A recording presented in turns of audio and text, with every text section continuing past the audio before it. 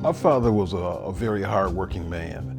Sometimes he would hold down 2 or 3 jobs, basically just to support a family of 6. I can say my dad wasn't the kind of man that would toss a ball or take us to a baseball game or football game, but he would sit down and talk with us. His mantra to us was, "Nothing comes to a sleeper but a dream." My father is a loving man of principle, living the scriptures. I saw that in action as I got older and I started reading. Some of these things weren't foreign to me because I saw them in my own house.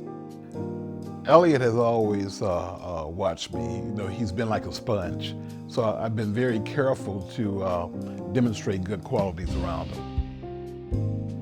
My father was a no-nonsense guy. I was raised in a because I said so house. But he was passionate about his children. And I think one of the biggest things I learned was when I went to college that he was paying for all of the college out of his pocket. So all of us went to college with no student loans. One of the things that my father always said to me was business is business and foolishness is foolishness. My father he's a serious person, but he knows how to have fun at the same time. He likes to joke around and make a good time of everything, but he also knows when to act like a serious person. One of the things my father always told me was to work hard and do the best that I can in whatever I'm trying to pursue. I think with Justin, he's been working with me in my business since he was 12 years old. And I thought that it was important for him to kind of see how money comes into the house, because everybody knows how money leaves the house. And he's been working his own sales route in my business since he was 16 years old. I think honoring your father is, letting them see that you're learning some of the things that you're teaching.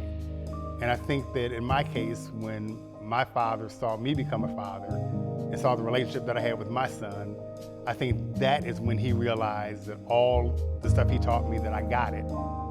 My dad was a hard worker. So even with that, he always made time to put family first. One of the things that my dad said to me that really stuck with me is a man who's always working hard rarely has time to get in trouble.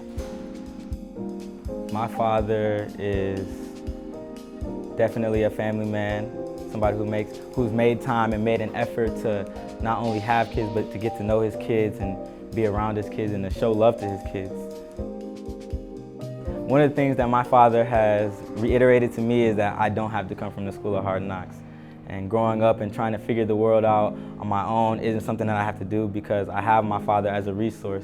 He knows what's going on and I can come to him and talk to him about what I'm going through.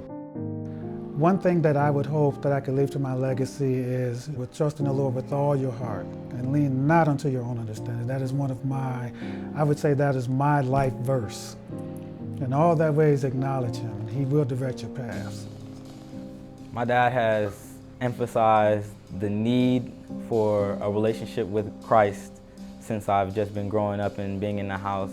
He also reminds me that my life is not my own, that there's a reason bigger than what I see and what I can understand right now, and the only way to realize that potential and realize that purpose is by building my relationship with God, by building my relationship with a community of believers.